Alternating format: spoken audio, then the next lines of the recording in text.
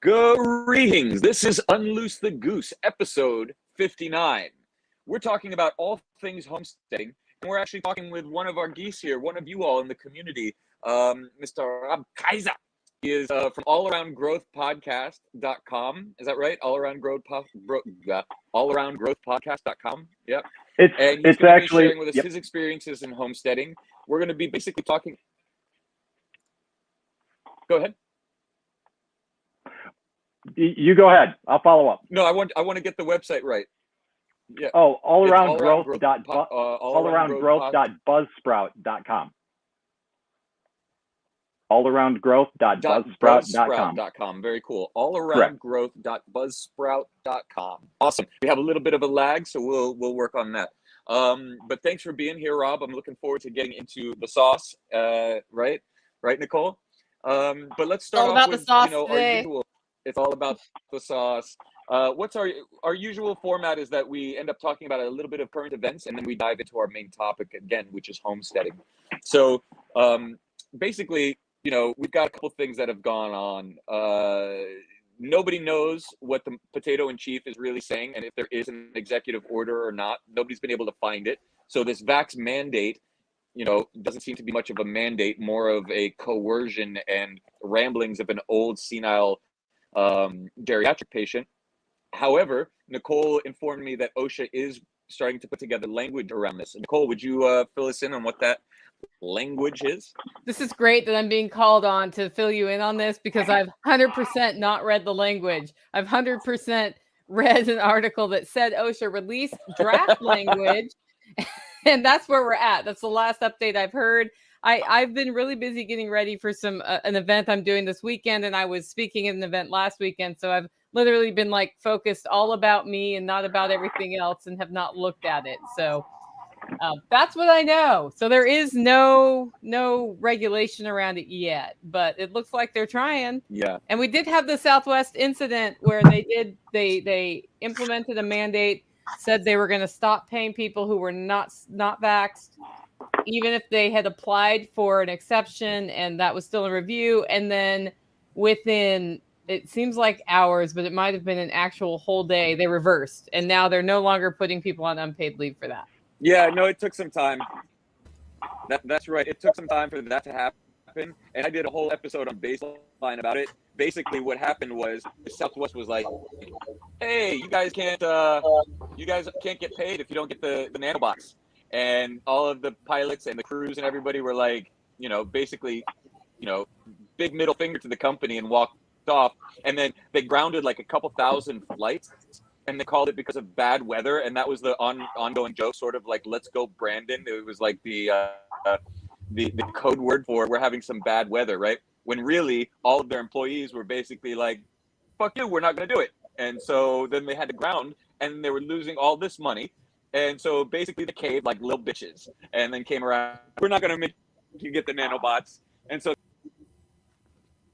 that's what happened. And we lost X. We could totally tell he was going to go off. So anyway, we brought on Rob Kaiser today because we're talking about homesteading, and All Around Growth is a podcast. It talks about what, Rob?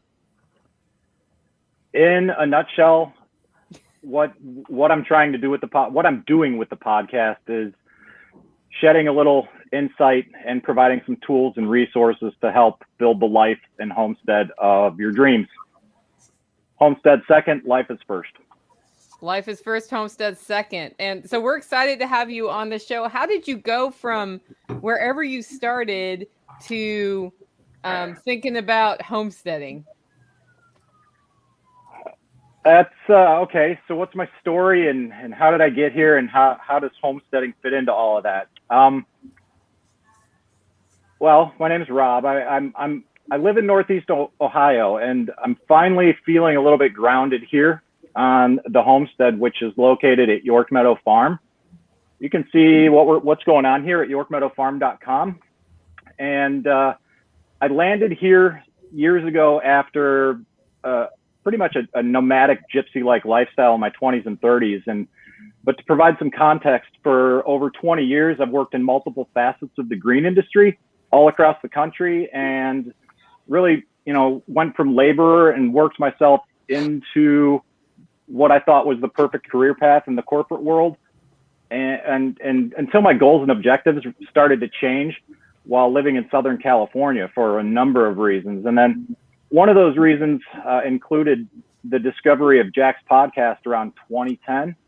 And shortly thereafter, I began utilizing a lot of what I was learning there in conjunction with what I was learning elsewhere to put together my own exit strategy and get back here to Ohio to help my parents develop some raw land that they had recently purchased a few years prior. And in a nutshell, that's it. Things also changed, my perspective, that is, because in part of the exit strategy to get me back here included one last project in the north central Texas area. And during that project, I previously had a vacation scheduled. And to make a long story short, after a backcountry trip in Utah in late 2013, I ended up in a coma. And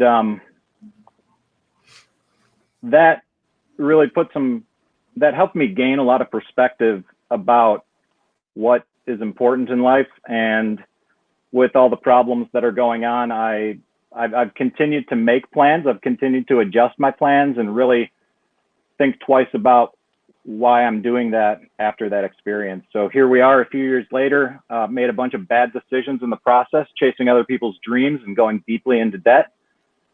And that led to a second burnout. And all of those experiences combined are basically what comprises the All Around Growth podcast, just sharing my experience and giving back what was effectively freely given to me.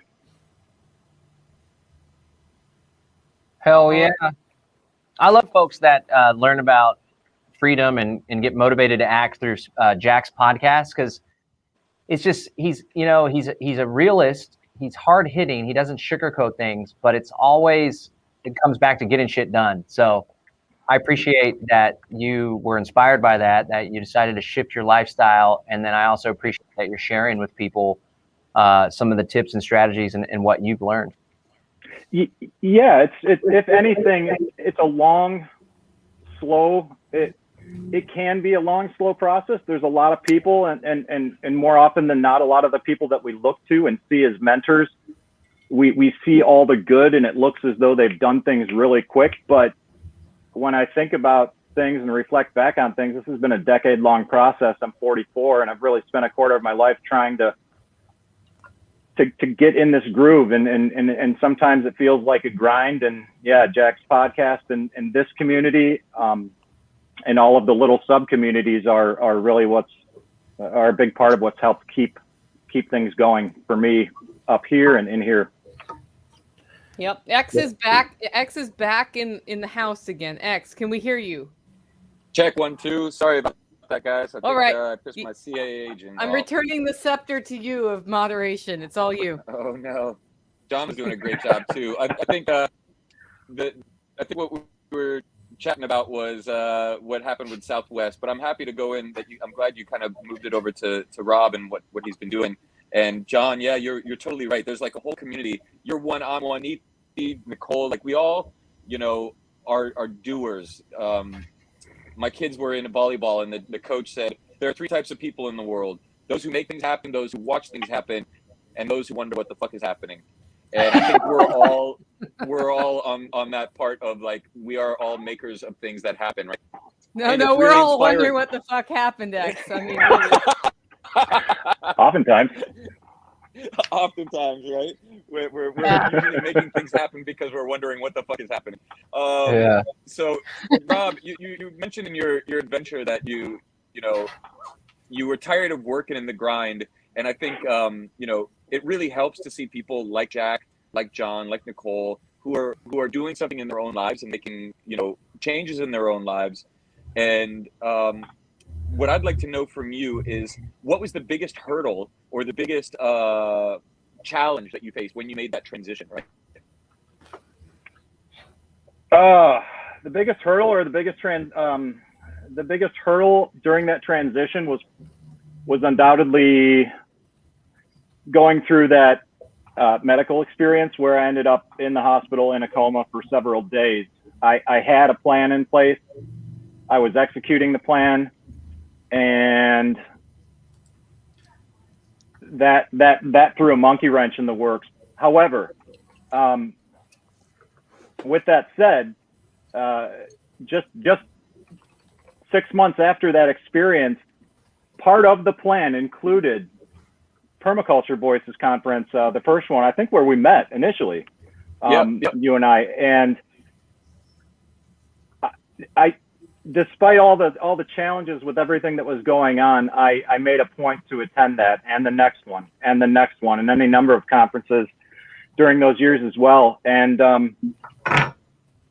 hurdles become a lot easier when you've got a strong community around you to help lift you up and support you. And Nicole, you kind of talked about that on your thought of the walk, that all these people around us, it's not our competition. We're all doing this because we have a bigger, broader picture in mind of what it is that we're working towards. Yeah, and we all lift and raise each other up. We can totally have some fun, healthy competition. Like if you're raising pigs and I'm raising pigs, who does a more efficient job of that, and like give each other crap about that, that's awesome. Me like saying your pigs are crap because you're my competitor is the wrong way to approach any of this. And that's where I kind of come from on the competition standpoint. Is we have a pie that can grow and grow and grow, and these shortages that are happening right now are just an opportunity to link people back with real food and real nutrition and taking control of their health. It's a huge opportunity right now. Yeah. It makes me really excited, as much as the horror of watching the sheep, right? Or as X would say, the cows moo. It's really cool to see so many people waking up all over the place and realizing how they've been programmed wrong. So Rob, I'm sorry, I don't know your story, and I didn't do my homework before I came in today, so I apologize for that. But was your medical experience what you would say woke you up to this, or you were saying you were already on a mission, you were doing this already, and then what happened, if you don't mind my asking? Maybe you don't want to share it, so I apologize. No, that's perfectly fine. I'm comfortable talking about it. I have epilepsy. I was diagnosed at the age of 13. Don't know why. I don't know why I have seizures. We've been unable to determine the root cause, and I'm still undergoing some work with functional medicine to try and work through that in conjunction with some other things. But what happened in a nutshell was in the process of getting back here, I was grinding, I was working, I was putting in a lot of hours. I wasn't taking care of myself. And since stress is one of the triggers of seizures, Sure. I was having them repeatedly. I probably shouldn't have been on the project in the first place. I definitely shouldn't have taken that vacation or the trip to the backcountry in Utah. But when we were driving back to Denver, my friend thought I was sleeping. I was having seizures, slumped over in the front seat for hours on end, and basically they had to medically induce me into a coma with propofol to control, alt delete my brain to get it out. So yeah. I was already in the process of, like, that was kind of the final phase of the exit strategy to get back here from California to Ohio. Needless to say, that expedited the process. Sure. Well, I think it's fascinating that a lot of us have arrived in this moment due to some health crisis, either with ourselves or with someone in our family. So, yeah. Yeah, if anything, it just really clarified what's important. I mean, I had previously been working on this corporate career path, and a year or two prior to that experience, coming home, spending time with family, talking about plans in the future. That's what got the idea in my mind.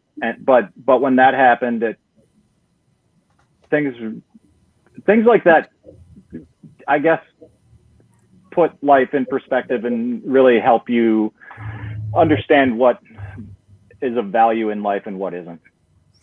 I was just having that conversation with one of the members here because they are having issues at schools with their, high school children. And they're saying, like they really need their kids to be able to, like, this is supposedly the most important time in school. And I said, is it? Is it? Because if we're talking about these times, then, I said, isn't it more important for them to get their priorities straight, to have some skills? I don't know that it's as important as university or anything like that, unless you just want them to go get a job, which I think all of us would agree is probably not the way. There's all these other alternatives. And so, those moms were like, yes, we know that this is the direction that we want to go in. And also, how do we get our spouses and extended family on board, especially when they're all asleep and we're in the middle of this time when there's already so much division for all these other reasons that they feel like they would just be adding one more thing. And I mean, I don't know how many people out there right now who are listening to us have this conversation are in the same boat. I mean, I have a teenager who's in high school. It's like a real challenge when, I don't know if you guys have heard recently that in schools, there's some teachers that are taping masks to the faces of the kids so they'll stop pulling them down. Did you hear about that? Yeah. Oh, yeah. What? I saw that. Yeah.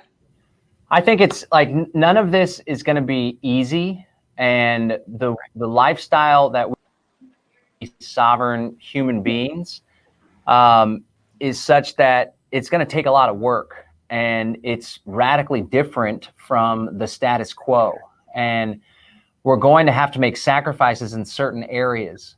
And a lot of people, like we're doing this Exit and Build Land Summit, and a lot of people are like, well, I can't leave the city because my parents are here or because my job is here, A, B, and C. And one thing I encourage people to do is like be conscious of the competing values that you have in your life, right? So freedom is one value, but also convenience or connection to family is another value. And, one thing to consider is that it doesn't have to be either or. There's certain times where we could have all of the above, right? But at the end of the day, I think it's absolutely critical that our kids aren't in the government schools, because that's a space that there's a lot of control and a lot of influence on their minds. And if the kids are in government schools, then it's even more important for parents to teach critical thinking and to teach, revisionist history, how things really play out. But if you do have a desire to pull the kids out of government school, then it all starts with making a decision to do that, and then coming up with a plan and a strategy to make that happen. Even if it takes a semester, even if it takes 2 semesters, I just think it's important that we're really pulling out of as many of these institutions as we possibly can. And not only do we pull away from them and we insulate ourselves and our kids from their influence, but we're also spending more energy building out the alternatives like the homeschool cooperatives and the private schools. I know it's easier said than done, but we can do it. And the one thing that we add to make it easier is doing it together with the community and relying on the help of fellow like-minded people. Yeah, that's huge. If you're going to say no to something, having something to say yes to is super critical. Yeah. Because if you're just resisting, there's no life force there. But if you like doing what John says and you've got a vision of how that's supposed to go. Rob, when you came into your homesteading life, and we heard that it came through like a medical kind of instigator, and that's right, Neethi. Like a lot of that has happened in all of our lives.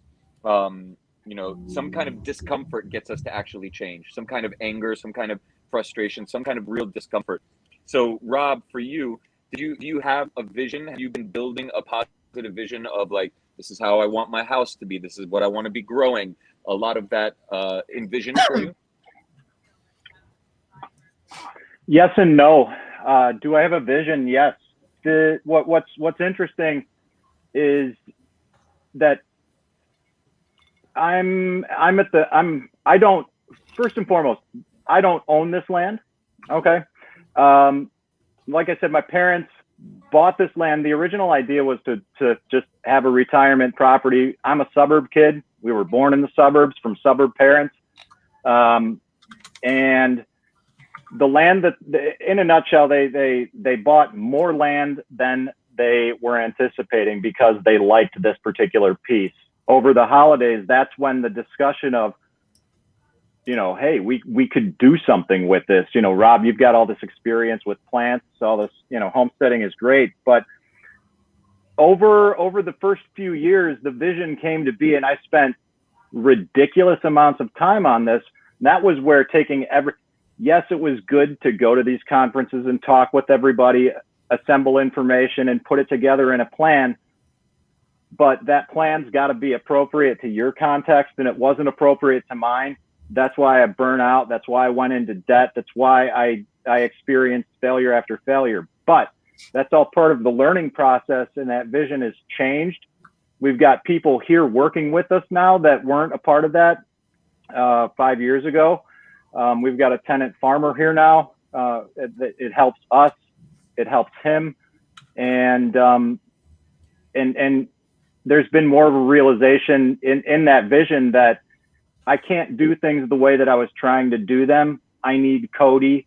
I need to learn what my parents are doing, and I need to take a lot of what I'm doing and delegate that out, because some of that work is just better suited for other people. And there's to get your vision to actually come to fruition, you have to learn what you're good at, what you can do, what you shouldn't do, and then learn how to balance it all. It's a real good balancing act. So yes, there is a vision. Has it changed? Hell yeah. And I'm sure it's going to continue to change. It's funny that you bring that up, because a lot of people will ask me how I keep up on my homestead by myself. And the answer is I don't. Homesteading by yourself looks a lot different than what we're doing here. And if I didn't have 4 households around me and my mom coming in to help with processing and all of those things, I would have a much scaled back lifestyle here from the homesteading perspective. And I think it's important that we're honest about that with people. Absolutely. People think I'm going to rotate all these animals, and I'm going to grow all the vegetables, and I'm going to preserve everything, and oh my God, I'm never going to sleep. That's what happened when I got my farm, and it was like a 10.72 acres, and we just went hog wild. We did everything. Like, we created hugel beds, we created keyhole gardens, we created greenhouses. I mean, I had animals in the barn. I was like a kid at a candy shop and just went all hog wild, did the whole thing. And then, like, 2 months in, I'm like, this is nuts. How did people do this? And then I realized, they had children, or they had like a community that everybody in the community was doing this. And many hands make light work. But it's a lot of work to manage a land and creating systems. So I mean, then we pulled in the zone 1 real close to the house, because we didn't want to walk down the hill to go to the gardens every day. But the only way you find these things was to actually do them, right? And even that was a fun exploration and a process of learning, to the point where it's like, okay, now I understand the systems that are super critical to our survival, like some animal husbandry, some good veggies, microgreens, clean water, power making, and then how to make those super efficient in a small plot, right? Enough that we can get by. So Rob, are you doing any animal husbandry? I know Neethi and Nicole are. John, you just got a farm. Congratulations, by the way. Yay! I saw your posts. That's really amazing. Good job. Thanks. Are you doing any animal husbandry? What are you planning on doing there? Here right now, we currently are not. A few years ago, while we were still renting and saving up money to actually get out here, we took a stab at running ducks, because we have a nice pond. Had predator issues because we weren't living out here. 3 years, I definitely want to have ducks again. And if I can pull it off, I'd like to do another NRCS EQIP grant for fencing. And we've got a 2-acre parcel that's ideal for sheep, and I'd like to get some hair sheep out there. Whether or not all that can be done in 3 years, I don't know, but I'd at least like to have some birds. Yeah, that's good. What about you, John? What's your plan? I think he was referencing me. So we just bought a 10-acre homestead. We closed about 5 months ago. Super excited about that. I very ambitiously laid out a giant tarp, 2 giant tarps. It was really like a painter's kind of tarp. Yeah. And we laid it out over a huge area to do the garden. And once it laid out, it's kind of like, okay, this is a lot of space here. And then, we went out of town and came back and the wind had blown it off and all the grass was dead. I laid it out. It's called desolarization. So you take away the sunlight and all the plants underneath will die, right? But it still maintains the integrity of the soil underneath. And so we pulled it out, and for the longest time, it just sat there. And sure enough, some grass came back. But to echo what you guys were talking about earlier, it wasn't until we hosted a work party, 6 people came over from the local Freedom Cell network, and that's finally where we started to dig the garden beds and lay down the cardboard, and now we have 3 beds. My intention is to get a big old fence around the whole area, so then we can just slowly but surely do row crops, make it real easy on ourselves. But for now, we have these little hoop gardens with the netting, because we have a horse on the property. To answer your question, we're not going to eat the horse, of course, but it's a beautiful, friendly horse there. It's like a big dog. It just walks over to get pet. My daughter braids its hair. It's really cool. But our goal is to first get chickens. The last homestead I lived on, where my kids were born 2.5 years ago, we had over 100 chickens. And I learned it's pretty damn easy to be a chicken farmer. The biggest thing, like Rob was saying, you got to protect them from predators. That's the most difficult thing, in my opinion. I think having chickens is a lot easier than growing vegetables, in my opinion. So that'll be our first step, chickens. And then I'd like to have pigs, but my son is just so empathetic and loves animals so much. We may have to only slaughter it if shit really hits the fan or some kind of deal like that. But definitely going to get chickens. That'll be the first step. That's awesome. So I live in a suburb at this point. I consider South Florida one just big shitty city because there's not enough food to grow around. But we're taking our backyard, which is nice and big, and doing a whole permaculture system here. But we're doing all tropicals, right? And I don't if things get really bad and we need to bug out, this is not where we're staying. But we are going to make it as pleasurable and as nice and as self-sufficient as possible in the meantime. And we've got enough space, and we're in a non-HOA, the only one in Delray, that we can actually have chickens, we can have rabbits, we can have goats, we could actually have a pig. My sister has a pig, or did have a pig. And, it's all about confinement and making the maximum use of space. I really love the pigeon idea. Rob or John, Neethi, have you done anything with pigeons? For food to eat? Pigeons? Oh, no. I mean, I know people who eat pigeons, but we're very, I think we are very focused on trying to, provide people with the things that they're used to finding in stores and things. Not, I try to keep things cut as close to those things as possible because, I'm helping people take their standard American diet and leave it outside and reset their whole life. And I'm helping coach a lot of people. So for that reason, I try to make it as consistent and as simple and close to what people are used to, enjoying. And so, our focus is on pork, beef, and chicken. We have duck, we have lamb. We did have goose and turkeys, for Christmas, along with the duck and everything else. So yeah, we're not really venturing off into pigeon or and we're also not, I'm not, no iguana or turtle or frog. We got plenty of iguanas here. Yeah, we're not doing any of those kind of things. We're focused on the things that people are pretty consistently used to having. And even to the degree where no, and actually, I have access to rabbits, but we use more rabbit for dog food than anything. Actually, interesting. Right? I know the goose thing is a real thing, and so are the ducks, right? Mm-hmm. Duck meat and duck eggs. I know Jack's been doing that pretty. I have duck eggs. I have duck every week. We have chicken eggs well, the chicken eggs and duck eggs are like a main staple in everybody's home around here. We also used to have turkey eggs. But that was because we were, I had one of my producers was hatching all these heritage birds. And so we had all the geese, the duck, and the duck, goose, turkey. Yeah. All that was coming from my one heritage, food producer. And then of course she quit now, and now she's gone and she's doing other things. So in 12 years, I've been through several producers that work with me for, almost a decade, and then did something else. Yes, duck, goose. Yeah. You totally went duck. You said it. I could not. Yeah.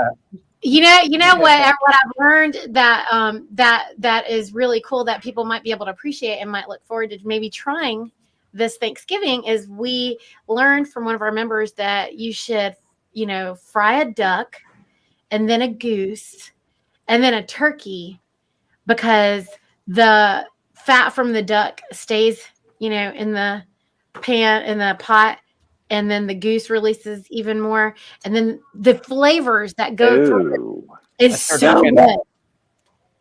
That's aspirational for next year because I don't have time to create a goose. Is that the turducken? Thanksgiving? Is that called turducken?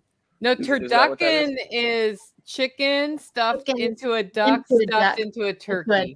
Yeah. That takes a little bit of work, but you're just talking about utilizing all the fats for flavor. Yes. Yeah. Yeah. So you just put the duck in first, and then you fry the goose, and then you fry the turkey, and serve it all out.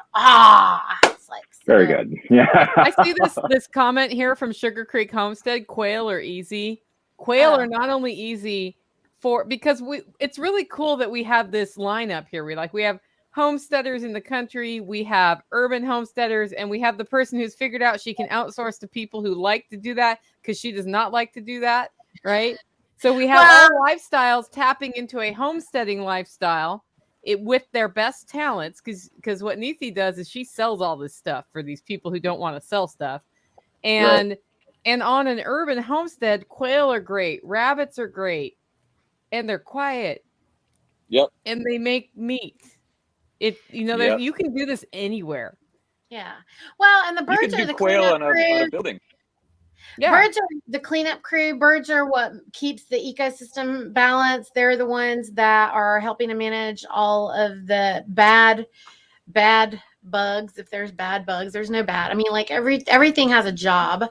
And so it keeps everything in balance. And then if you run the herbivores behind that, then it becomes even better. So Rob, and your fencing thing, I might want to suggest that you pay attention to some light fencing and some of the stuff that Joel Soliton talks about, keeping everything mobile. So just all you really want is a permanent perimeter fence. And once you have your permanent perimeter fencing, then you want to make everything else inside a little bit more mobile so that you have a lot more freedom, so that you can utilize those livestock. Like the lamb is so good to run in so many various areas. And with the birds, you want to have a pattern. And so if you were to use light fencing, it's cheaper, it's easier. All you do is you go stake out the land, and that way you have the base areas staked out. And then, I'm just so not for taking grant money from people who I don't like, since most of the people providing the grants, I'm not liking them. And I used to. That used to be my mindset. And I can respect that, but I had a change of heart, and who knows, I might have another change of heart. But what you're talking about with the perimeter fencing is the plan, because that's as long as you've got something to keep everything contained, what you do with the inside and the guts of your system is modular, so to speak. So it's good to have that flexibility. And it could be lightweight too, like Neethi was saying, just some sticks and then some chicken wire, to keep in your small animals. Once the goat or the sheep recognize, they won't go over unless they jump. Yeah, goats suck. I fucking hate goats. Yeah. I love my goats. They are so playful. Well, I had a goat that just did everything it could. Like, we built 8-foot tall fences with bars sticking in, and somehow he got out and he kept eating. My neighbor was so thrilled about their fucking ornamentals, and he like that was his life. And the goat just went over and did not respect the ornamentals. And the guy called the cops over and over again. Until, he just ate the ornamentals. And I was holding my baby who was 1 year old. My wife was gone somewhere. My kids were crying. He calls up. He's like, "Come and get your goat." I'm like, "Shoot the fucking goat." And then he called the police. And the police brought my goat. And I was like, I told him to shoot the goat. I traded that goat for moonshine, and that was the best deal I've ever made. So sorry, I didn't mean to. This is a great time to talk about homesteading mistakes. Okay, so who's made a really big homesteading mistake? Rob, have you done anything that you really regretted, and what was it?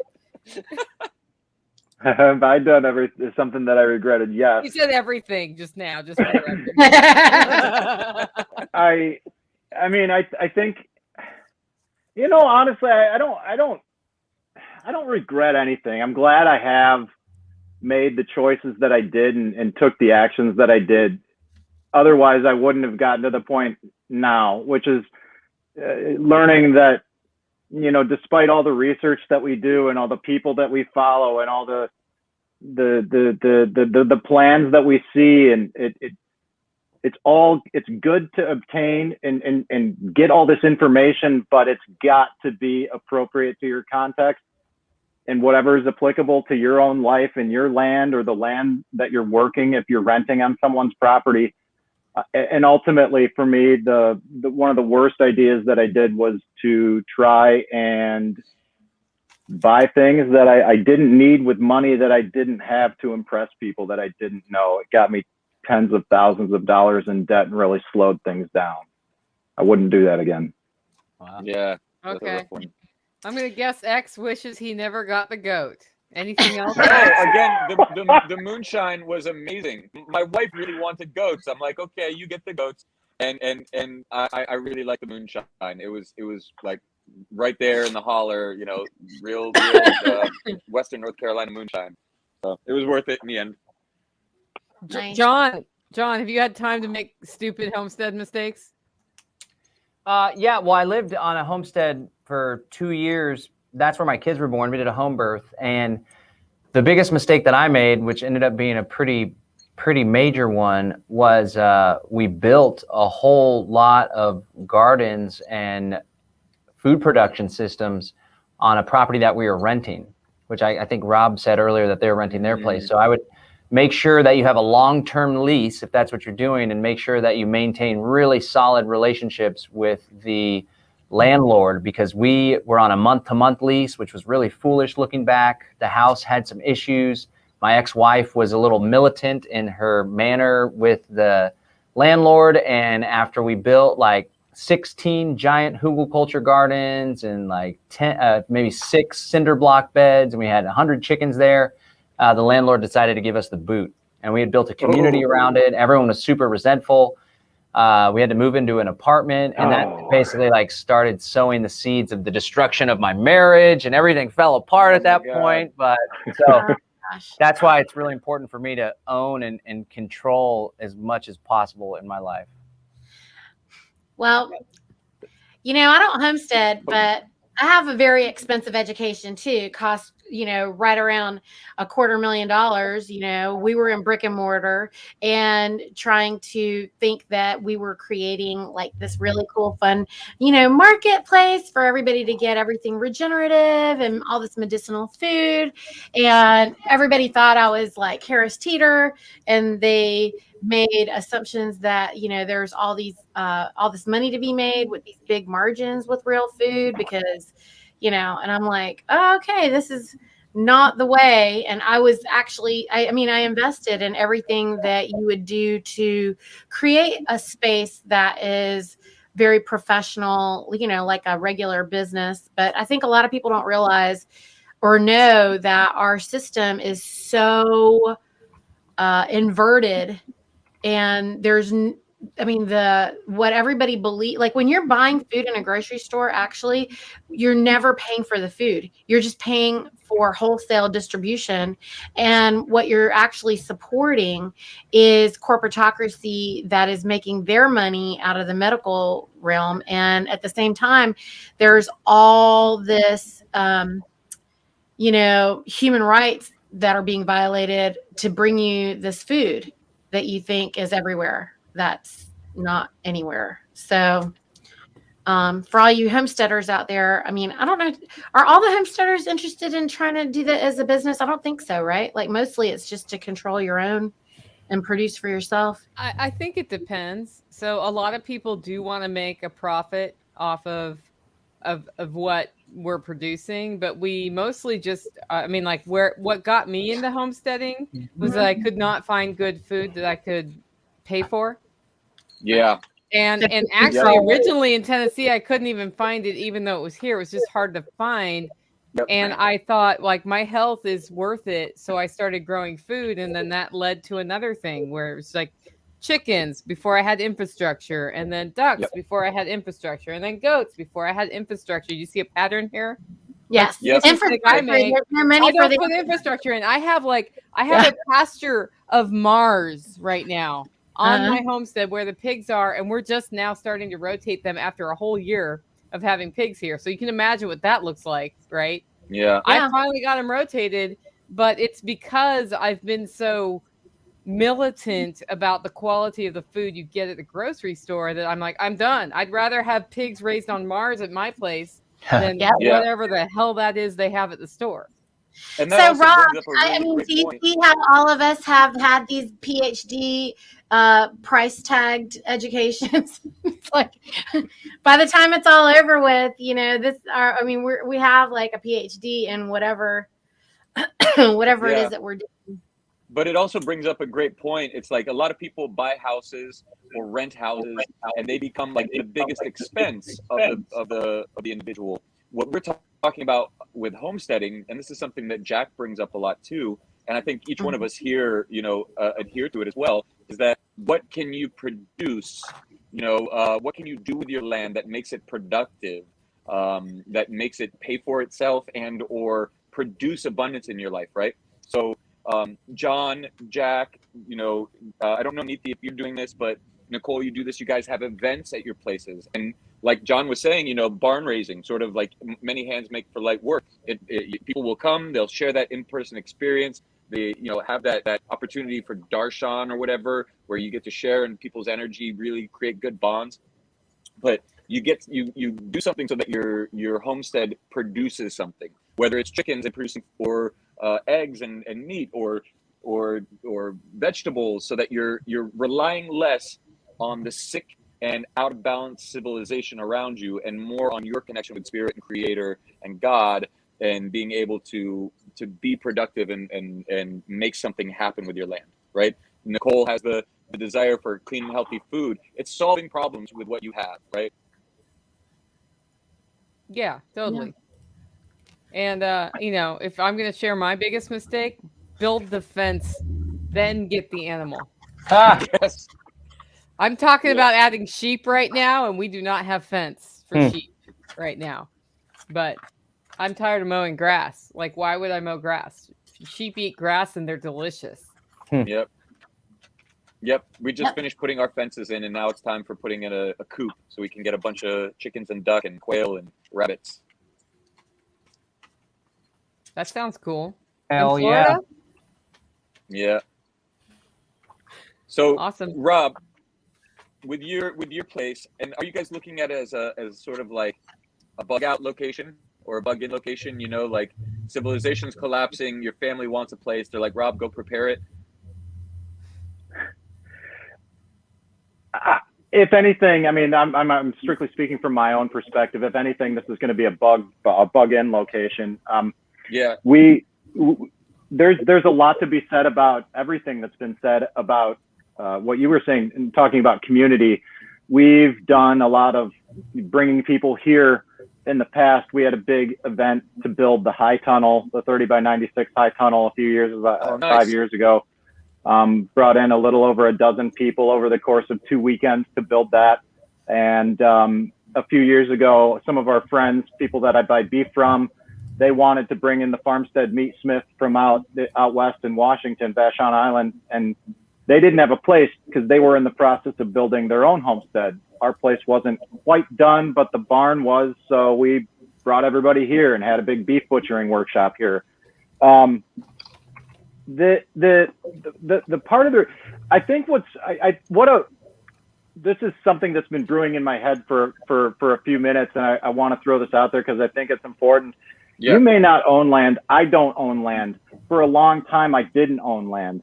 For a long time, I also lived in places that didn't have anything available to me in order to homestead. But I knew that's something that I wanted to do. I knew at some point in my life I would be able to. And even if things don't work out here in the long run, what I'm doing is I'm actively building a skill set. And I didn't do that on my own land or where I lived. In the past, I went out to other people's farms and volunteered my time in exchange for produce. There's took care of chickens where I was at in one place I lived in exchange to lower the rent. There's all sorts of things that you can do to grow your skill set in the interim if you're not in a position to where you want to be. Because the more I learn, the more I realize I don't think I'm ever going to get to where I want to be. People are always asking me why I'm like, what exactly it is that I'm doing, but I don't know. I don't even know how to answer it. It's just that I'm not satisfied. I want a homestead because I don't feel confident about the future or the direction that things are moving in the future. Right. And even though that this is a long, slow process, it's paying off because skills are being gained, communities are being built, networks are being formed. And should things get to that point where they do get that bad, sooner than later, having these systems in place or at least working on getting them established now is going to be critical for when that time comes. And you don't have to have land. You don't have to have any of that to do everything you want to do. They're just obstacles and you can work around them. So Rob brings it back to the show content, like homesteading as a solution.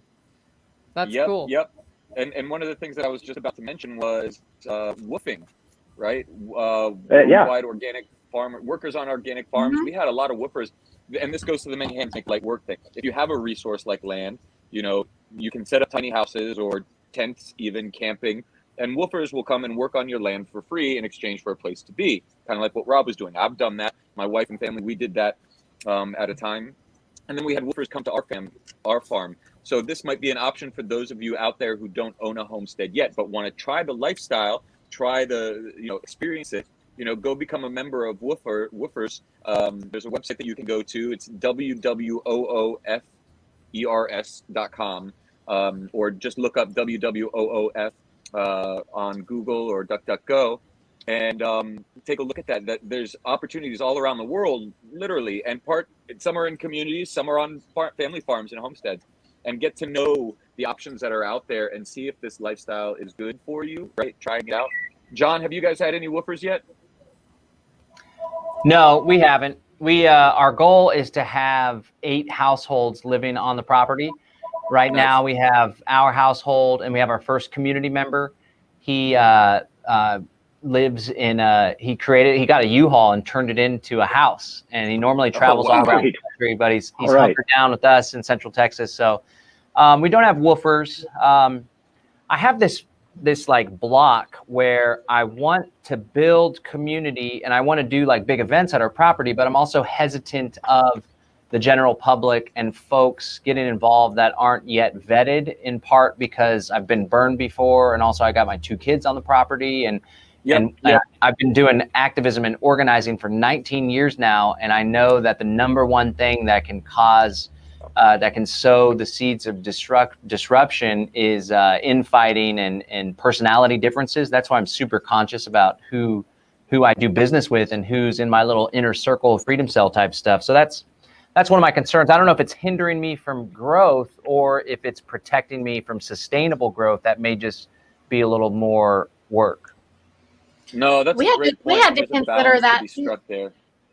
Go ahead, Neethi. We had to consider it because we were going, we had woofers that we were wanting to open up, the farms for.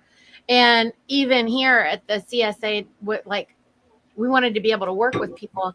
But the problem is that a lot of the woofers just don't want to stay for, they need to be trained, first of all. Are they capable of doing the work? And, training people is expensive. And, a lot of the things with the woofers that we experienced was that, they have to be interested in building what it is that we're building. And we don't have, we have too much going on to give a free education. And that's really what that experience, we're bigger than that, I guess. Yeah, I would say if you're going to go and woof at anybody's farm, do your best and give it your all, because it really is a hit or miss. As a farm owner who's had a lot of woofers come through, there were some really, really great ones, some lifelong friends, right? And then there were some that were just like, how soon can I get these people off my farm, right? Like, they're either, like my wife was super, super pregnant, and there were these two young woofers, and it was like a big bag of feed, like a 50 pound bag of feed, right? And she was like, big. And she's like, this needs to go over there. And they just stood there looking at it and looking at her. And she's like, and she was so, not pushy. She was like, really? And so she picked it up, and they watched her pick it up and took it over, right? And then there was one that put their trash in our neighbor's truck, like dumped it in their pickup truck. And like, it was just like ridiculous. So there are good woofers and bad woofers, and it really comes down to training, like you said, Neethi, and how much time you put, and your expectations. Like, if you are a farm owner and want woofers, the first communications, you can really vet them. And if you're going somewhere, go ahead. Well, I was going to say, you can pay your woofer. So woofers exchange housing for work at your farm. If you give them a stipend, you have a different pool of woofers to screen. Totally. And that's something to think about as a homesteader. It's not just food, because I know the woofer perspective is it's not unusual to end up at a farm with crappy housing and beans and rice as your food. Right. Because they're feeding you, right? And if you are like, hey, man, I mean, we're keto here, so it's like all the meat and all the fresh vegetables that you want, and we have this housing set up, and you're going to get a stipend, but this is what we want for it. This number of hours, these are the duties. I think that helps set you up for success so that you have clear expectations. Real quick, another option. Go, Rob. Yeah. Go ahead. Oh, I was just going to say, woofing is certainly a solid option.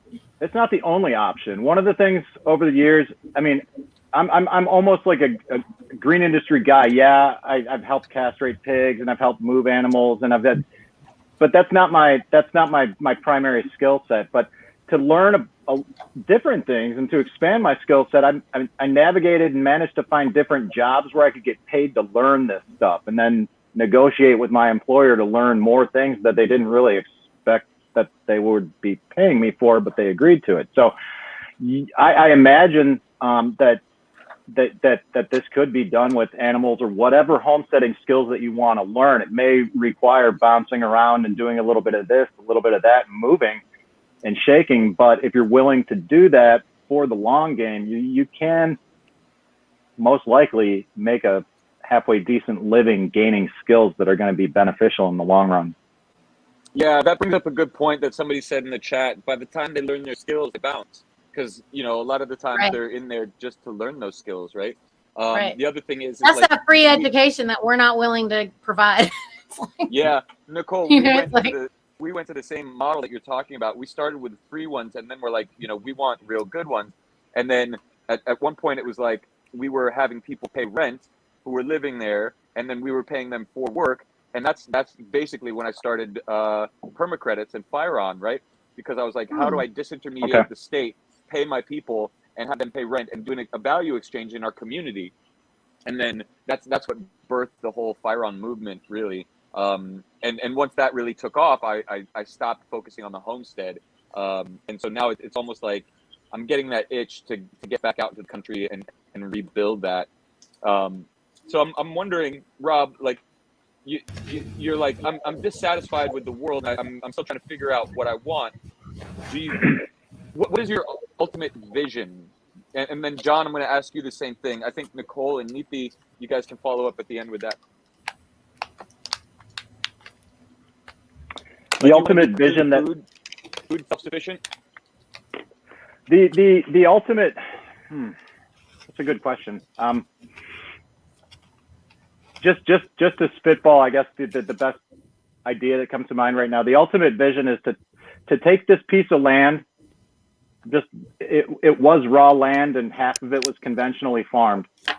To take it from what it was and to turn it into something that could potentially be a legacy in the family, to provide a place for people to come and learn and see what and how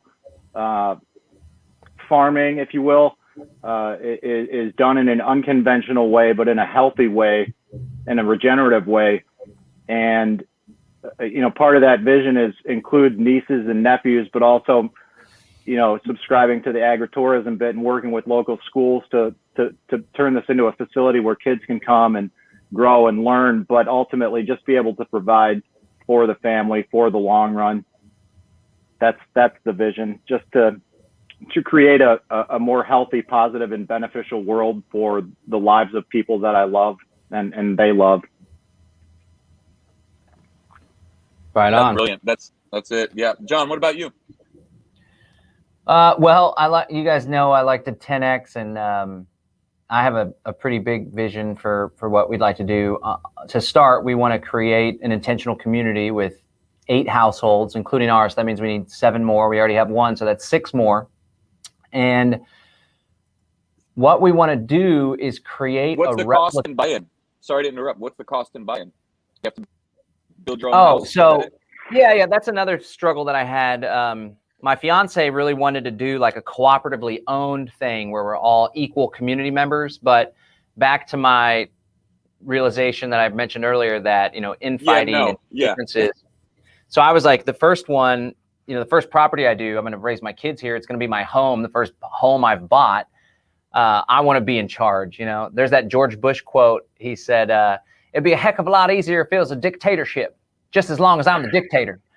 So that's what, not to say that, that it's going to be like, I'm controlling everything, but our property, we're going to have folks that rent. So they'll either rent a spot and bring their own RV kind of setup, or we're going to purchase tiny homes or yurts or whatever, and then people can rent. But this is like an experiment. So we want to create a replicatable model. And my fiance and I, we just filed the LLC. We haven't got it started yet, but our goal is to bring together investors so we can purchase large swaths of land, 50, 100 acres plus, and then take that land and subdivide it and sell, and then add infrastructure like power and septic tanks, and then sell those subdivided properties, but then hold back maybe 10 or 20 acres. And on that 10 or 20 acres, we do a similar setup where it's 8, it's like a micro community, right? And so that's something I want to do. And then I learned that Elon Musk with Tesla, he started by selling this Roadster and started selling the expensive cars so he could bring the money in so he could make the mass producible Model Y and Model 3, which I thought was really fascinating. So we want to do that. We want to sell it in a capitalistic sense to earn a lot of profit. And then my ultimate goal is to amass enough capital so that we can be the lender to help people that are like-minded that maybe don't fit the traditional mold that a bank expects. We can help them get financing. And the ultimate goal is to help our people exit the cities, build scores and scores and scores of intentional communities and rural communities and homesteads outside of the city, and then link them all up in a confederation of sorts with trade routes, mutual defense compacts, and together we can collectively opt out of the bullshit and form our own free society. That's my vision. Cool. And Xavier fell off, so let me just get him back in, because he's going to yell at me about StreamYard or something now. Xavier, you're back. All right, who's next? Can't hear any of you. Uh-oh. Okay. He's like StreamYard. Meanwhile, we got a crystal clear connection over here, and everybody else That's is totally true. It's because he's vertical and not horizontal right now. 100%. It's because he's an insurrectionist, is what it is. Or could it be? Right. So I actually got to take a little bit of that vision, and I really loved it. I think that's. I'd love to help you with the tiny houses. We have really good ones for less than 10 grand, and that's a really Less than 10 grand. Less than 10 grand, yeah, and they're like space age. They're really, really cool. What are they made with? Yeah. They're made out of salt fiber and graphene. And Graphene, our favorite. Yep, but it's green graphene made from hemp, so it's like Cool. carbon. It's space age stuff. It's really cool. What's and the it's square really footage? inexpensive, and you can get the hexa home size, which is like almost 200 square feet, or we can make a larger one, and even that's still under 10 grand. That's Cool. awesome. Yeah, I'd love to learn more. Yeah, me too. Actually, I just Likewise. met with the guy. Yeah, I'm starting to collect orders. We're making a smaller, like a 1/4 size. Damn And there hot. he goes. There he goes. Neethi, give us your vision. I'm gonna call on you. What's your vision? Is that I'm working as the catalyst to reestablish the small family farm food system that was dismantled post World War II, as we all know. So I am actually working right now to organize an affiliate program to be able to educate people on how they can, build their own food church. And I have farm partners who are going to work with me to do that. And we just want to plant food churches with farms. That's what we want to do. So we want everybody to be able to, everybody's not going to homestead. That's just the facts, and a lot of people have other skills that they want to bring forward. And so, I'm trying to just create the food church everywhere so that people can freely exchange life-giving force. Food with integrity. I love that. A franchise, so what people pay to have a franchise, and then you have like standard operating procedures, and there's a model, a successful model kind of deal. So it's not a franchise; it's an affiliate program. Like John, are you familiar with CrossFit? So the CrossFit, like if you want to have a CrossFit box, the gym, then you have to meet a certain standard, but there's enough freedom for you to manage it your own personal, like you be the business owner and do it your way. Yeah. So it's the methodology, because the methodology that I'm wanting to teach because, I think if any of you look around, there's not a whole lot of people who are doing regenerative meat successfully on scale, except for the three big guys, like, Joel Salatin's doing it. And Tyson Foods.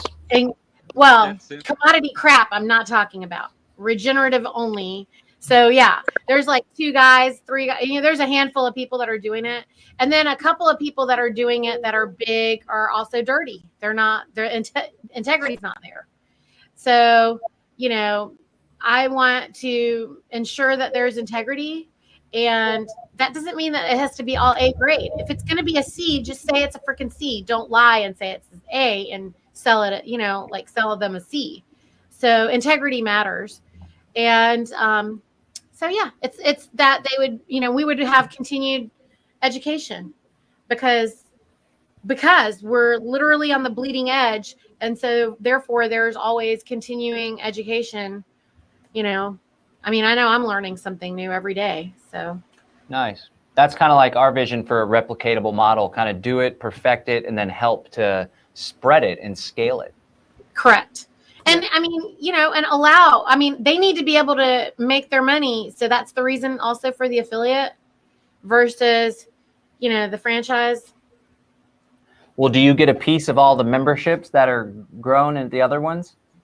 Well, nothing wrong if you do. That'd be a great model. No, I'm just saying, pay your affiliate membership and pay for your continuing ed and, honor us with that part at least, since we've taught you the methodology. That's it. I like it. That could be a great business model. Yep. Hell So yeah. we're working on it. What about you, Sauce Master, the Den Mom? The den mom. Whip cracker, all of those things. My vision's a lot simpler, and it's this. I don't care what your passion is, and I don't care what you build, but you need to build something. And I care a lot about the health of the land and the health of my food. And so what I'm doing is homesteading. And what I can do is show you, how to create a lifetime vision and purpose and strategy to get you to your goal, whatever that is. I don't care if you live in an apartment in Manhattan, or you live in a suburb in Portland, Oregon, or you live on a homestead like I do, or you're doing the meat church like Neethi is. Whatever that is, I want to help you own your life and live the life you love, no matter what anybody else thinks about it. Because the biggest flaw I see in our society is people are living up to expectations of everybody else, and they don't give any care about what they really want and what their passion is. So when you can find your passion and live your passion, that's freedom. No matter what anybody says, you go for it. That's freedom.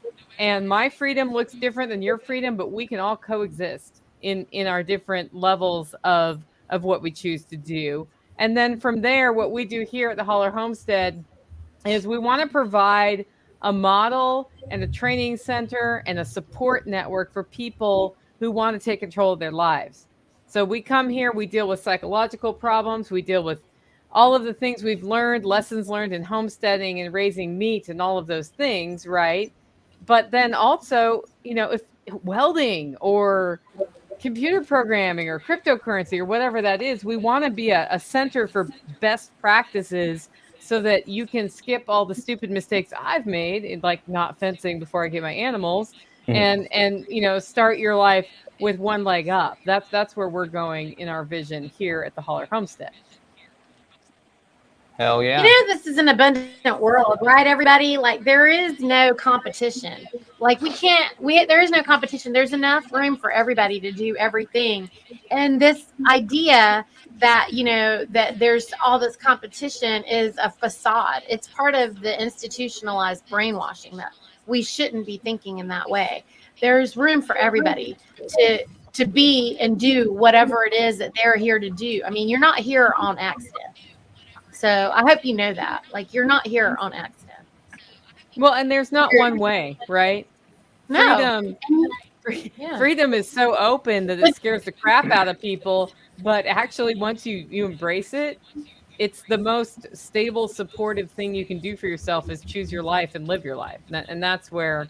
And be responsible and that's why I yourself. love Rob's story, right? He was like, I was doing all this shit I didn't want to do. And then I decided to not only do what I want to do, but help other people do what they want to do by having, a podcast that encourages people. Hell yeah. It's scary though. It's to do that. It's frightening because it's frightening because it's different, and it's so easy to fall into the trap of comfortable familiarity. We oftentimes want to talk. We talk about change. We don't want to make change, and then we talk about it. Everybody's talking, but no one's listening. Acting is hard, but consistency is key. Even if it's over the course of years, even if the years add up to a decade, just keep going. Don't stop. Hell yeah. I like to think that we're not competing with one another, but we are competing with the state. Right. And that's exactly what Samuel Edward Konkin lined out in the New Libertarian Manifesto, that our strategy is to build the counter economy, to engage in the counter economy, or in the context of today's topics, to live a homesteading life that's more traditional, to build community like in the Holler, or to build an intentional community, to become wealthy and abundant through cryptocurrency and entrepreneurship, to be healthy because we're eating good food and we're not using Western medicine, and then to compete with the status quo way of doing things and to shine so bright and be so healthy and beautiful and happy, and our kids are frolicking together, playing with one another, and and the daisy patch, we're growing our own food and we're free and we're not having our money stolen by the man. And then the folks that are living in the legacy system, they're like, what are they smoking? I want some of that. And then we're like, come on over to the counter economy. There's room for everybody. Just opt out and let's roll. I like to think that we're competing with the state to show the value of a different way of life that's better and more in line with our potential as free human beings. Well, and that's where we get those questions about healthy community, which I see from Christine. How do you build healthy community? And I think the unfortunate answer to that is you choose healthy community, right? Which means you choose to oust the unhealthy elements, which is hard. That's a hard thing to do because, like, am I bringing this person along or are they just not there yet and I got to go somewhere else? And what I've seen happen in our networks is we have the network, we have the healthy network, and then we have the underground network. The underground network are the people I can really count on to get shit done when I need something done. And those people are people whose cell phone numbers I have. Those are people who I can reach out to and they will do anything for me, no questions asked. That's a very different network than the bigger community, but that doesn't mean that the community is bad, right? Yeah. Well, you have to be discriminating and you have to be authentic and you have to be brave enough to speak, your truth and walk in that. And, that's the integrity piece that we keep talking about and going back towards.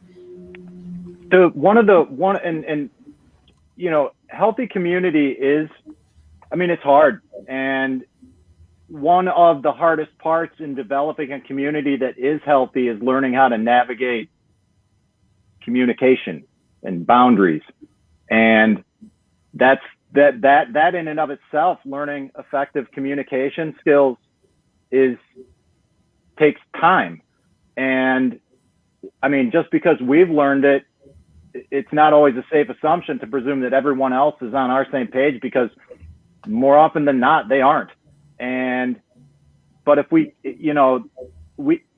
the more that we learn how to effectively communicate, period, the more we can, lead others by example with how we communicate with them. And then maybe even share some of that so that the community just grows in its entirety. But communication is such an integral part of the success and ultimately the failure of things. And maybe not the failure, but just misery if you're not communicating well. Yeah. Nonviolent communication is a wonderful tool. You can search for Marshall Rosenberg, NBC. Absolutely. It talks in terms of emotions and feelings and needs, right? Because most human beings have unmet needs, which leads to difficult emotions and struggle. And a lot of people are never taught how to communicate their needs in a way so as to get them met, right? So I think an important thing with building community or working with someone or starting a new relationship is to preemptively lay a framework as far as what your boundaries are, what your expectations are from the wolf farmer, the community member, even a significant other. Don't start with it on your first date, of course, but as things start to get serious. And then have enough self-respect to enforce those boundaries, because you can't draw a line in the sand and then keep stepping back when that line gets crossed. You have to be willing to exit and leave the relationship. And I think we should think about our relationship with government in that same context. Yeah. To speak your mind and really hold the line is can be really hard. And you got all these folks that are they're so sensitive. You got to also offer grace, and you have to just be willing to give grace for misunderstandings. And that's something that I find that a lot of people right now aren't willing to do. When we were growing up, it was not a big deal for me to just say to my friend, hey, you hurt my feelings. You hurt my feelings. And then my friend would be like, oh, I'm sorry. I didn't want to hurt your feelings. I didn't know I hurt your feelings. And we don't have to figure out how we hurt the feelings and all this other stuff. We just were like, oh, I'm sorry. Here's a hug. Can we just move on? And we just did. But like right now, you got all these folks who got to like freaking sort it all out, and reliving it and rehashing it maybe just might not be. Sometimes you just got to let it go. Sometimes you just have to be like, can we just hug it out and can it just be over now? And let's just go to the next thing. Letting it go and giving people grace is really important, because, you know, I wouldn't have listened to myself 5 years ago, and chances are they're not, 5 years from now, they're not going to be listening to the ideas that they have now. So take that for what it's worth. I mean, we are all constantly changing. I think the only thing that differentiates people like us and those in the audience from a lot of the people that we have these challenges with are that we're aware of that, and they are not yet. But the more grace we give them, the sooner they may be. This is a really good question from Christine. Vetting is critical, but I can't get more than 3 people to attend a weekly meeting. How do we vet in a pool that small? Well, it's easier in some ways when you have a small group like that. Yeah. One thing, a great tip that I have for folks for vetting is to work on a project together. So, going to a meeting and having a social setting, that's great, but add a little bit of stress to the equation. So maybe you guys host a little meeting or like a speech or something, or you invite someone that'll teach about aquaponics or whatever, and you work together to execute that event. And just then you can kind of feel people out as you're doing something together. And ideally, if as a test, maybe some stress arises or some problem happens or the venue pulls out at the last minute or something, then you kind of see what people are really like, what their true colors are when a little bit of stress and tension is added to the equation. And you can know like, okay, we rolled through that well, we communicated, that was great. Or if they like freak out and get all angry or badmouth you or whatever, then you have an early signal that it's no good. I want to know how many people will show up to a monthly event instead, or a monthly meeting versus a weekly. Yeah, it's always good monthly.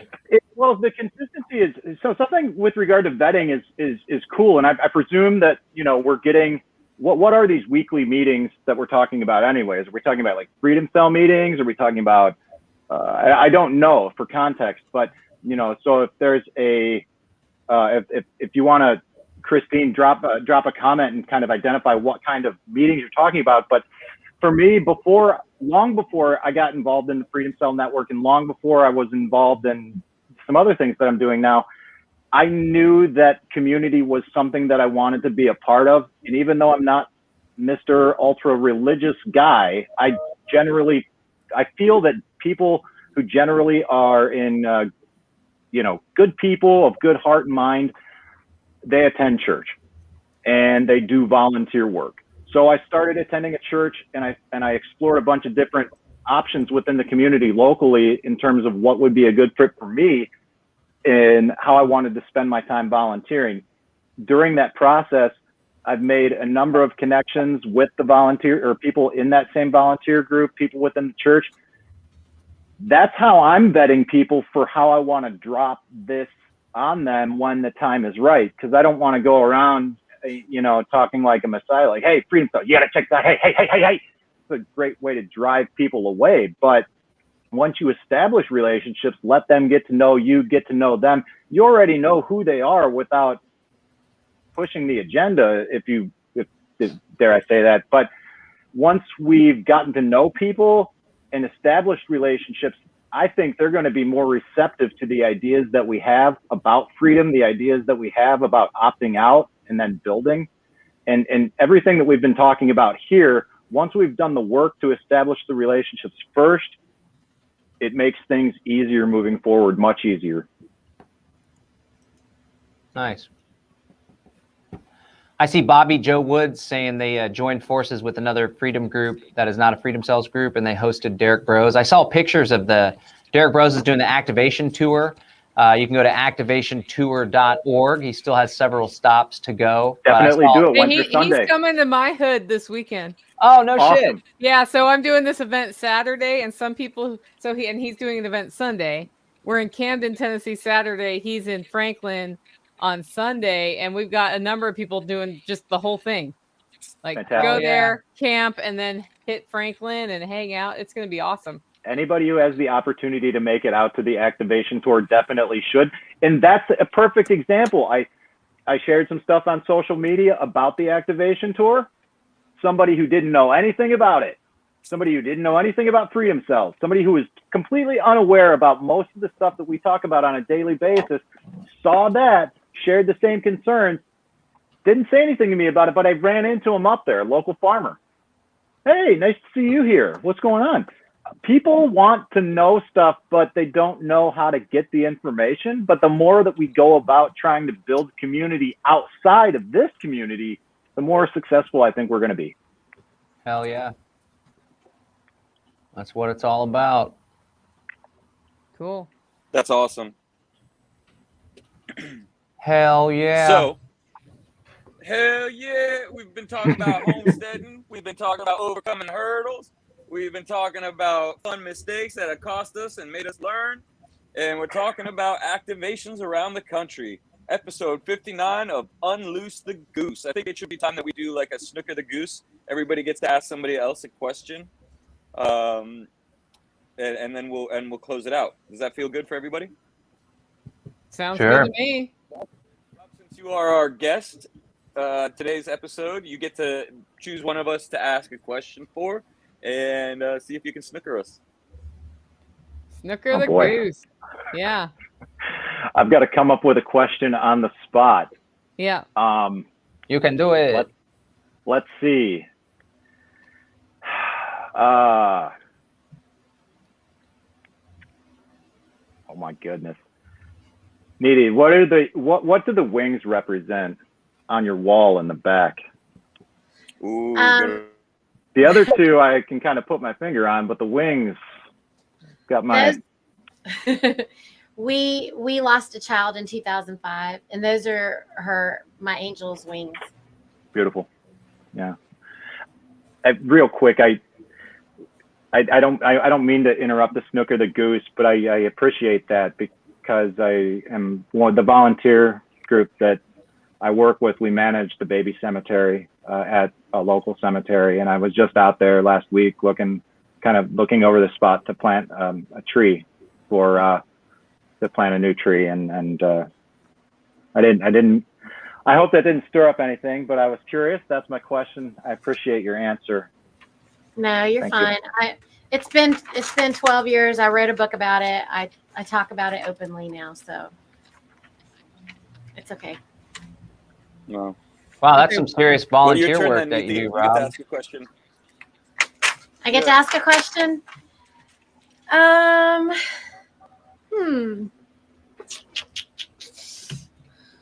do I want to know?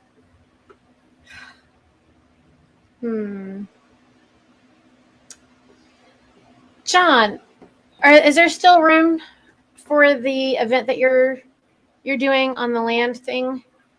And I'm glad you asked.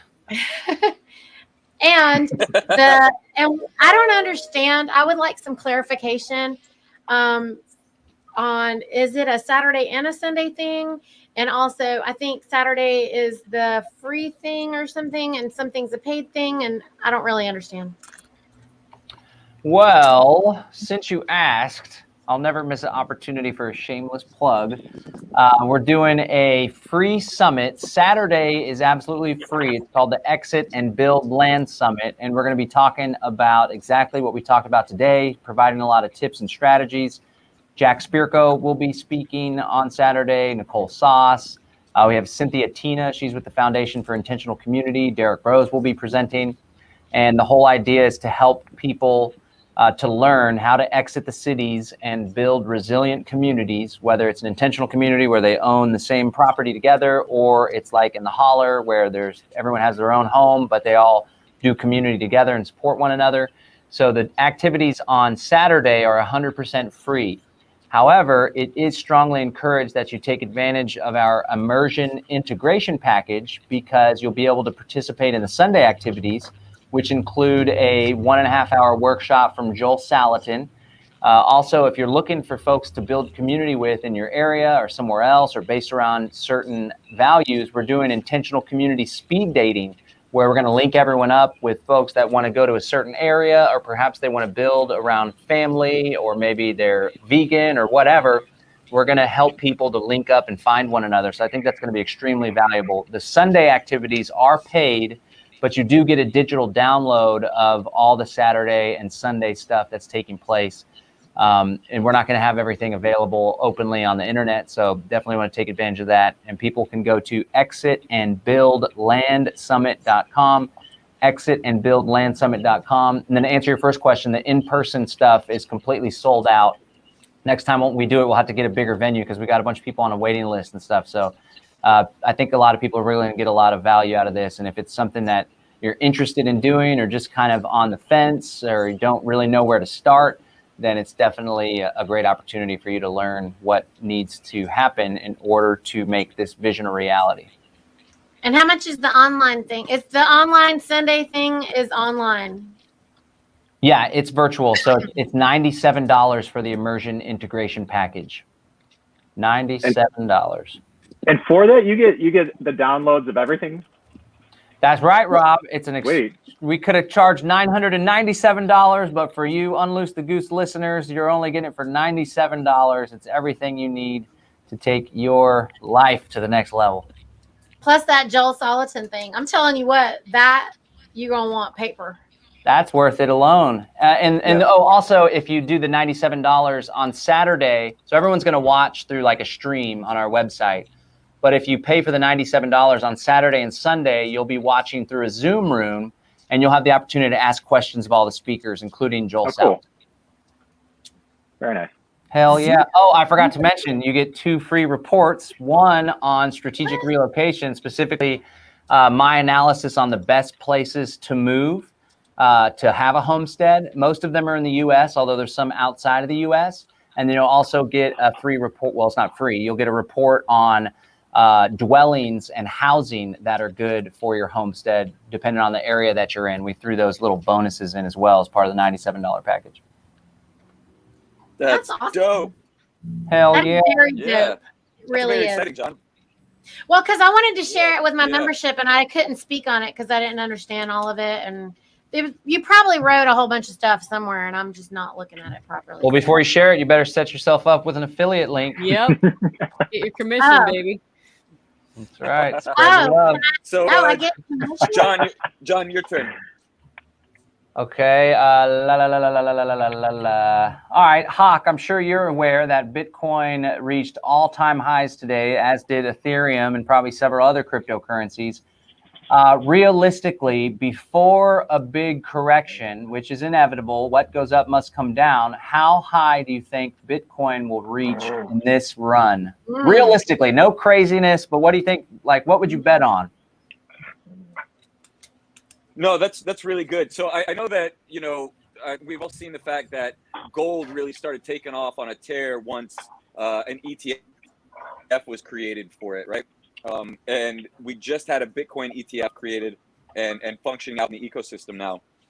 So I'm actually really bullish. I think we're going to see we're going to just keep seeing all-time highs for the rest of the year here.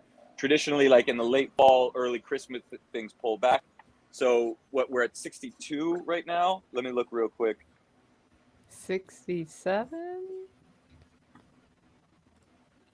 Oh my God, it's gone even up further. And Ethereum's way up past 4,000. So yeah, it's at 66,000.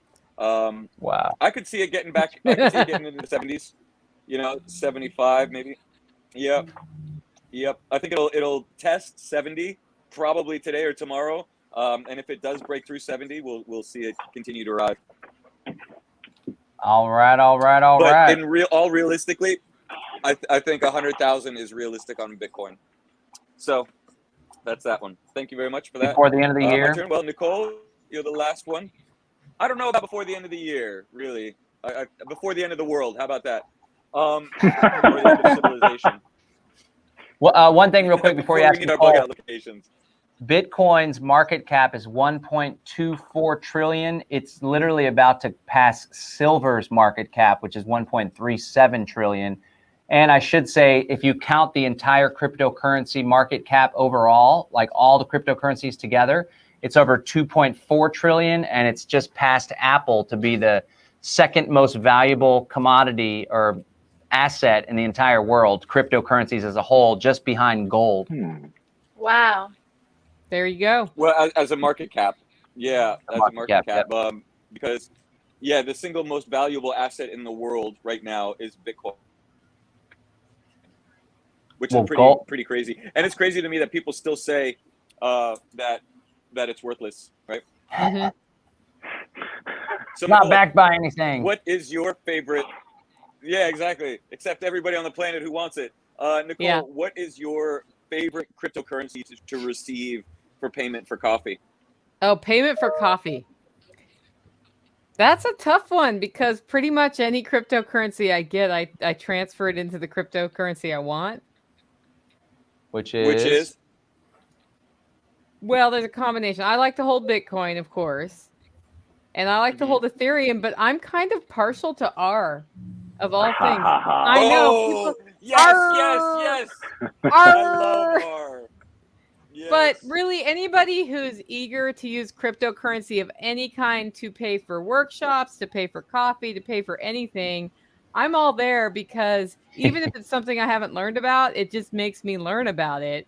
And if it's something I've never heard of and I don't want to keep it, like it's a shit coin that I don't want to mess with, I'll just transfer it immediately into one of the places where I would hodl that. But I think what's more important about that is empowering people to learn how easy it is to transact in cryptocurrency for simple things.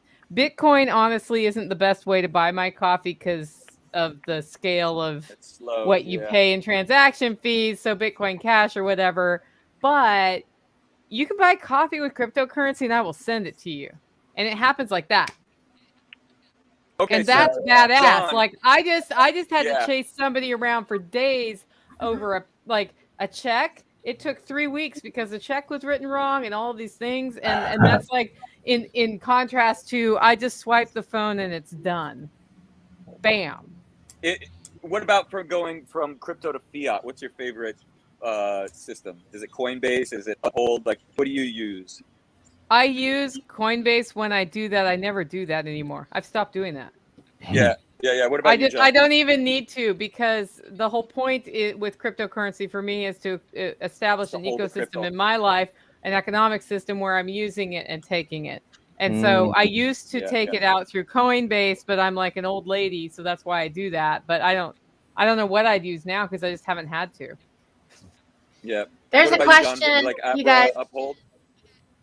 I haven't tried Uphold. I actually am working with John because I want to borrow from my cryptocurrency at some point. Yeah. Hell yeah. I want to do the DeFi thing because I think that's where it's going rather than borrow against it and pay it back. Yep. I used DeFi recently for the down payment on our new Tesla Model 3 Performance, which when I bring that up now, I get so much hate from my audience. They're like, oh my God, you bought a Tesla. I can't take you seriously. It's the Illuminati car. Meanwhile, I'm going 0 to 60 in 2.9 seconds and having the time of my life, and the kids are loving it. So anyway, I mainly just hodl. I think I did my time and I paid my dues in 2013, 2014, 2015, spending crypto with everyone and setting them up with a wallet. So I'm trying to hodl it as much as possible. But whenever I do actually, when I do my DeFi stuff, for example, I use crypto.com. Yeah. And then when people pay, if they're willing to pay the transaction fee, last time I checked, it was like $3. Now that crypto's going gangbusters, maybe it's more, but $3 for Bitcoin seems, reasonable. But Bitcoin Cash is most definitely, in my opinion, the best cryptocurrency to use for commerce, in my opinion. And then Pirate Chain, it's just such like a cool, anytime you mention Pirate Chain, everyone's like R in the comments and everyone gets all excited. So I like that in large. I mean, it's a privacy coin, which is very beneficial. But I like all the community excitement and stuff behind it. That's something that's fun for me. Yeah, definitely. Well, thank you, everybody. This has been episode 59. Episode 59. Rob Kaiser was our guest. Yep. Cool. Go ahead, Hawk. Close this down, Hawk. Look how serious he looks. It's like like Black Hawk Down. Thank you guys so much. Episode 59. Rob Kaiser was our guest today, and this is episode 59, Homesteading on the Goose.